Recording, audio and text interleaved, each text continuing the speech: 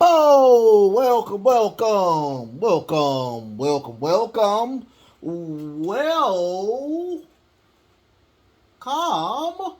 to WrestleCram. This is your boy, the host, but the most, but humble. And I do mean humble, D Nostra Novice, aka Derek, and I'm here, of course, on a Friday to give you the last of the podcasting I'm doing today, which is, of course, AEW Rampage. This is GrandSlam Night 2. First and foremost, thank you so very much for being a part of the show. I thank you from the bottom of my heart to the depths of my loins. I thank you so much for being a part of the show. I mean, what more can I tell you? Without you guys, it wouldn't be me. And I thank you. If you want to do anything for me other than watch the show, go ahead and hit the thumbs up. Go hit the thumbs up. I'm cool with that. I'm cool with you hitting thumbs up. If you don't like it, take it back. Take it back. I do not mind you taking it back. But if you do like it, I would want your honest opinion and just hit the thumbs up. Okay. If you want to do more than just those things, go ahead and hit the sub button. We're on the road to monetization. On the road to monetization. The 100s are gone, and now it is time to go ahead and do the monetization thing or whatnot. So if you want to do that, go ahead, hit the sub button. If you haven't hit the sub button, hit the sub button. If you have, now since you have hit the sub button, now you can go ahead and tell everybody else about the show. Tell everybody else about how awesome I am or whatnot. Also, not asking for a dime, not asking for a credit card number, a debit card number, nothing. If you want to do one more thing for me, hit the notification bell. I do seven core shows each and every week, you guys. Each and every week. So, I mean, if you wanna do that for me, go ahead. I thank you so much. I've been looking for this particular toy for the longest, and I finally got it. I got Soups. I got Superman. This is actual, just straight Superman. Got him finally. Finally got him. Boy, I cannot wait to put him where all it. Oh, I got him on sale too. I got him on sale at where did I get him a sale at? I got it at GameStop. Yeah, I went and bought. I went and pre-ordered. God, this shirt is looks like I'm so buff. But anyway, I got it while I was going to pre-order and paid off. Fight Forever. I can't wait till that comes out. And I got those two toys from. They had a sale going on. I don't know if it's a sale going on in your area, but there was a sale going on in my area, and I went ahead and bought Robin, and I bought Soups and whatnot. Let's talk about GrandSlam Night 2. I personally think it was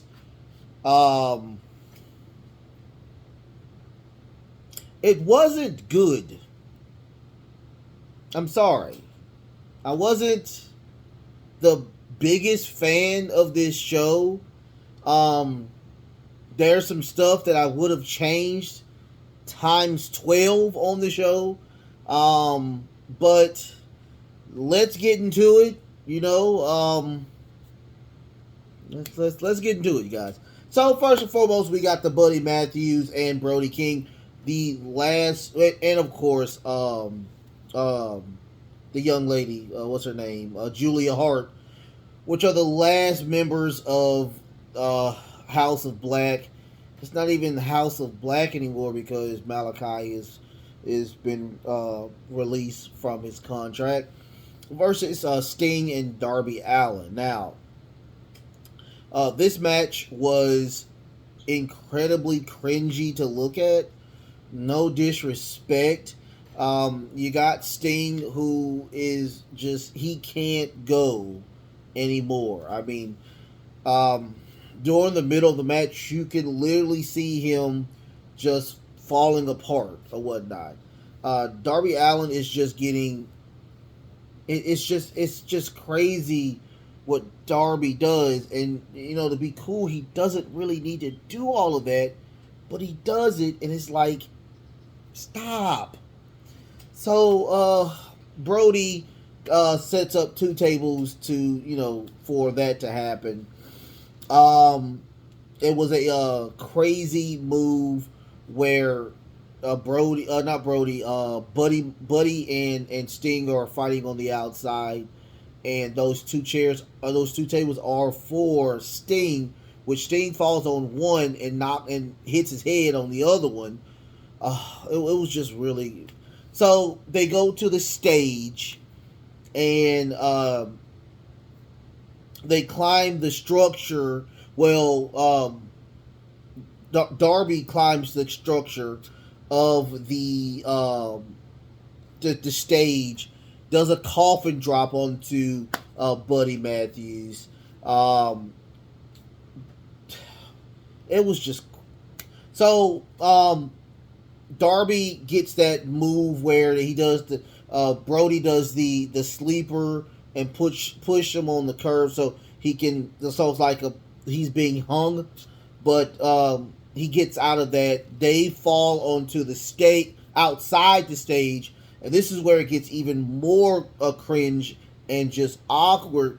Darby busts his head wide open, and it's just blood just coming out of the back of his head. So it's just Buddy now and Sting.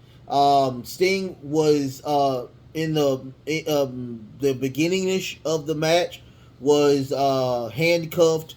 So Buddy grabs him, puts him in a chair. He gets Sting's bat, and Sting is just laughing uncontrollably because he's just effing crazy, right? So, a person that I've never seen, or I mean, I look at a lot of old stuff. I don't remember this guy, but the Great Muta. I've heard of that name, but the Great Muta comes out, and he does a nice corkscrew onto Buddy, giving Sting the opportunity to get out of the cuffs. Once again, Brody King and Darby Allin are gone. They are no longer. They're just showing camera of them trying to put pressure on the cut. That's a nice edge up. But they they do that to put the pressure on Darby. So Sting puts the Stinger Death Drop onto Matthews to win the match. The Great Muta shows Sting love. And that was pretty much the end of that match. I would say my match of the night had to be Daddy Magic and Cool Hand Ange versus Action Bronson and Hook. I didn't know who Action Bronson was until they were talking about him, and I had to Google him. I'm like, okay, so he's a rapper, and I was listening to him, and he sounds really unique and really cool.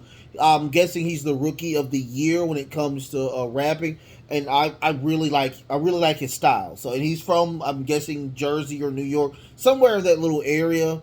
But I mean, it was a great just coolness when it came to Daddy Magic and Cool Hand Ange. They are jobbers, but they are so cool jobbers. I love the Chris Jericho Appreciation Society, and I like that they are trying to uplift not only now Daniel Garcia, but of course Cool Hand Ange and Daddy Magic. So with this match, just pure power when it came to Action Bronson, really fast as well.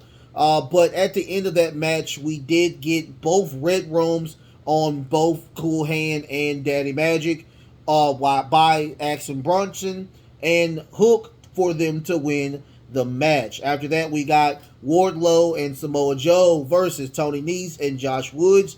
Nothing really to go home to on this match. Very quick match, as a matter of fact. Now, if you don't know anything about this, 2 or 3 weeks, Wardlow has been trying to put the Powerbomb Symphony onto Smart Mark Sterling to no avail. Josh Woods has literally got him, grabbed him as numerous times as possible. But they worked, I guess, Wardlow's leg or arm, arm on knee, and he was pretty much gone pretty much the entire match. So Samoa Joe did put a muscle buster on Tony Nese for him to win the match. I don't know if the match was supposed to end like that because Josh Woods did come back in. I'm guessing he was supposed to stop it, but I don't know if Wardlow was actually injured. That's the thing. So Josh Woods, and of course Tony Nese are attacking Samoa Joe until Wardlow gets back in the ring. They both clear the ring, and Smart Mark hits he hits Wardlow in the back with the TBS title or the TNT title, and Smart Mark's like, "Come on!" So they finally get the 3 power bombs by Wardlow onto Smart Mark Sterling. That was the end of that match. After that, we got Jungle Boy versus Rey Fenix. This would have been my match of the night if it would have been minus 15 minutes of this match. This match was 20 minutes long. 20 minutes long. And when I tell you this match should have been 10, it would have been a great match. It would have been hands down a great match. The match was too long. Too many spots. And when I tell you too many kickouts, it was just too long. I love Rey Fenix. I love Jungle Boy. But it was just wow. It was wow. Spot after spot after spot after spot. Just high flying maneuvers. It was just too much. For me, in the comments, did you enjoy the Rey Fenix Jungle Boy match? Just you. If you think it was good, my hat's off to you. I would never watch that match over again. That's how long that match was. But at the end of this match, we did get just a schoolboy or roll up for Jungle Boy to win. After all of the stuff that we saw in this match, I literally have so much stuff that I'm not even going to talk about it. It's just that many spots. But at the end, we get a roll up. Jungle Boy wins. So, at the end of the match, Christian Cage comes out and says, it is what it is, whatnot. I'm back. You took my arm, so I'm gonna give you my right hand, which is Luchasaurus. He was in the back behind Jungle Boy, so he couldn't see him. So Luchasaurus gets into the ring. Jungle Boy hits him, stumps his face in a couple of times. Luchasaurus does that crazy headbutt, and just a crazy choke slam, bringing him to the ground. Christian gets into the ring. He has a sling, he has an arm sling, and he's just saying, I don't need you back here again. I'm done with you. I'm trying to move on. I just wish that your mom and your sister was here so they can see you like this. So he tells Luchasaurus to end it for good. And he does another choke slam. And that was it. After that, we get the Eddie Kingston versus Sammy Guevara match. When I tell you this match was crazy, I don't know if this was a work or I guarantee it wasn't a work. I guarantee it wasn't a shoot. I guarantee it's a work. But if you don't know anything about the Sammy Guevara and Eddie Kingston feud, I did talk about it on one of the episodes of My Two Cent, and it was a story where Eddie Kingston actually put his hands on Sammy Guevara because Sammy Guevara and Ty Mello were talking about how fat and lazy and a piece of crap Eddie Kingston was. They were doing that on social media. I'm thinking it was Twitter. So Eddie Kingston got mad and he attacked him for real, which led to Eddie Kingston's suspension. They were supposed to fight on All Out. That did not happen. And now they're having it at GrandSlam. But at the beginning of the match, before the match even started, Sammy gets on the mic and says, I apologize for not saying in your face that you're a fat piece of shit. So that just triggers Eddie Kingston. It was a pretty decent match, back and forth, back and forth. But at the end, Eddie does do three of those backhands, knocking him completely out, putting him in a sleeper hold, and him literally, he was already passed out. He put him in a sleeper hold. The ref called for the bell. Eddie Kingston did win. The ref is literally telling him to get off of him now. Get off of him now. Unfortunately, Eddie did not. He is in a trance. He looks freaking crazy. So one of the producers, Jerry Lynn, comes out and tries to convince Eddie Kingston to let go of the hold. That didn't happen. We get a ton of security. Security comes out and tries to help Sammy Guevara as well. Eventually he does. No, he doesn't let go. The ref talks to the young man with the gorgeous suit. Every time I see him, he has a gorgeous suit. And he reverses the win. Sammy Guevara wins. He finally lets Sammy go, and he starts attacking all of the security. So that was the end of that. Sammy Guevara doesn't even know where he is. He's with Ty Mello, and he's like, I win. What do I win?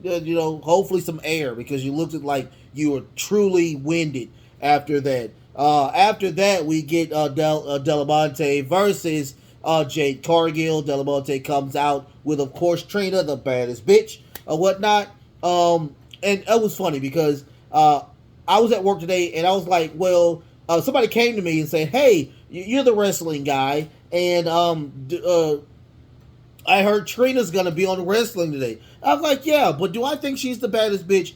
I don't think so. I truly think it's Remy Ma. I like Remy Ma better than Trina. And one of my homeboys who I work with, shout out to Brandon, he was like, well, I don't know a lot about Remy Ma. I know a lot about Trina, so I'm more of a Trina fan. I was like, okay, cool. I like Trina too. Trina's very gorgeous as well. But if I had to choose between the baddest, it would have had to be Remy Ma or whatnot. So, but that's just me. In the comments, who is the baddest bitch rapper in your book? Who do you think? Or whatnot. But anyway, I digress. Very quick match. I mean, come on. It's Jade Cargill. My boo is going to take care of Delamonte. And that's pretty much what it was. Jade win. At the end of that, Trina did come back into the ring and grabs Delamonte and just slaps the crap out of her, move her out the way, and shows love to, of course, Jade Cargill. I didn't know that Delamonte and Karen Hogan were together. I didn't know they were a couple. So I thought that was pretty cool. That's very sweet of them to get Delamonte on the main card. Just to lose to, I mean, that's an honor to lose to, I think, to Jade Cargill. It's truly an honor. After that, we get the Gold Ticket Battle Royale. And this is where I truly was livid and upset and truly pissed. So many people came out. It was so many potential people that were there that could have taken that match, but we give it to Hangman Page. The last two people was Rouge and Hangman Page. Two people that have already fought for the belt or won a belt and lost or won.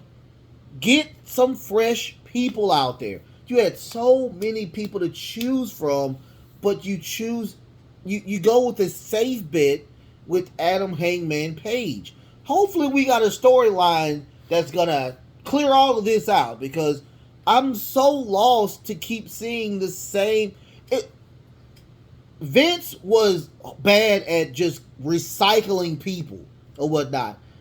I'm not a fan of the Logan Paul versus Roman Reigns, but it's somebody new. It's somebody new. And I don't like that. You're recycling the same people. You've been there for 3 years. Get somebody else. That was a ton of potential to do with this battle royale, and I was just really pissed behind the actions that y'all put in there. The main event, which I would not have put at the main event, no disrespect, it was Powerhouse Hobbs versus Ricky Starks in a lights out match. The only couple of cool things that I liked about the match was they went to the stage. Powerhouse Hobbs grabs one of the lights, the LEDs. They walk back to the ring. He attempts to hit him with the LED. Ricky puts the spear onto the table. We get the Rochambeau and win by Ricky Starks. Now, hopefully, we'll get a rubber match because it deserves another rubber match. Powerhouse Hobbs had won. Ricky Starks did win, so let's get a rubber match. Hopefully, just a regular match, because this match kind of proves that Ricky Starks is money. He's money. But I don't think that match should have been the number. I think the Sting match should have been the last match, and this match should have been the first match. Just my thing. But, I digress. Was there some good things in this show? Yes. But, once again, you're I think this is lazy booking. I mean, I hate to sound like Jim Cornette, but this show is lazy booking. Wasn't a fan of the entire show.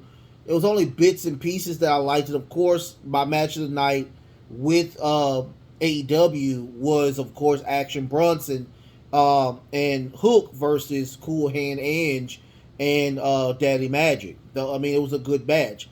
We got y'all. I have the Dirt Sheet Roundup, of course, on Sunday. It does look like CM Punk is out. I don't know yet. I want to read onto it, and I want to put my own little spin on it. But y'all, like, share, subscribe. Send it to people you like. Send it to people you don't like. Send it to Robin. Send it to Robin. How about you send it to Robin? Or send it to Soups. Send it to Soups or whatnot. I love this toy. I love Superman. I love that. It looks so cool. I can't wait. But, y'all,